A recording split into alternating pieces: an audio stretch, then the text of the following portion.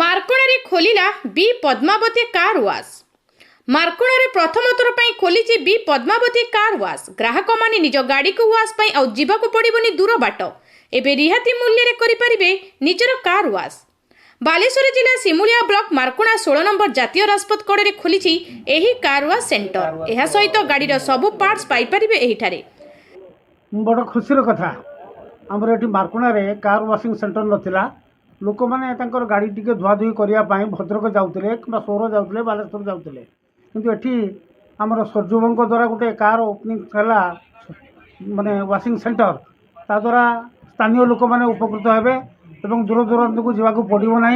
भारी खुशी एवं मु भी जगन्नाथ पाखे प्रार्थना करुँची माने सरजुबों जो इनोवेटिव आइडिया नूतन प्रकल्प हो जो इच्छा शक्ति एवं से जगार गोटे सर्विस सेंटर है बहुत खुशी जोटा कि आमर लोकाल लोक मान चाहिदा मेटेब जो मैंने 4 व्हीलर रखिंट से कष्ट भोगवा पड़ोनी से शांति ये गाड़ी हूँ मतलब सर्विसिंग करेंगे एवं जेकोसी गाड़ी सर्विस करेंगे सेमती कौन कंपानी अथराइज ना जेकोसी यूनिवर्साल एटा जेहेतु तेणु समस्त उपकृत हे एवं खुशी कथा मु बहुत खुशी एवं आम विधायक महोदय अच्छा ये जेहेतु से मन को भी पाइला भाया घटनाटे से जहाँ कहले खूब भल अधिका कौन कह तेबे एहार शुभ उद्घाटन हो जाइछि। सिमुलिया विधायक पद्मलोचन पंडा जोगदी फिताकाटी उद्घाटन करथिले। तांको सहित सिमुलिया ब्लॉक चेयरमैन बाबाजी मल्लिक बीजेपी युव नेता नीलमाधव पंडा उपस्थित थिले। तेबे बी पद्मावती कार वाश रो मालिक सर्वेश्वर बेहेरा कहिसेंति जे ग्राहक को आमे भलो सर्विस देबु बोली प्रतिक्रिया रखिछंती।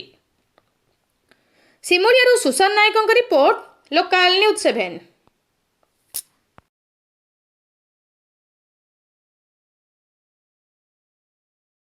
कार वाशिंग सेंटर आज उद्घाटन कले से विषय मु अत्यंत खुशी सिमुलिया टे अनुन्नत जदिव नेशनल पाख रेलवे स्टेशन अच्छी सिमुलिया बहुत अनुन्नत अवस्था अच्छे जहाँ गोटे भारी खुशी हेली कि आमर सूरज जहाँ सरजू जहाँ कहते से बढ़िया कार वाशिंग सेंटर कर भारी खुशी जानी नी अरे लेटेस्ट टेक्नोलोजी कर देखिए पूरा माने खूब कम रेयर जगह ये सिस्टम मुझे देखिए पुराणा कालिया सिस्टम सब कि मु जगन्नाथ पाखे प्रार्थना कली तार ये सेंटर भल चलू सी भी ये सोर नाला पुणी भद्रक मझिर सिमुलियार नाला जब ये सिमुलियार खोलला गोटे बहुत भल धीरे धीरे सीटा डेभलप करूँ जगन्नाथ पाखे देखिए।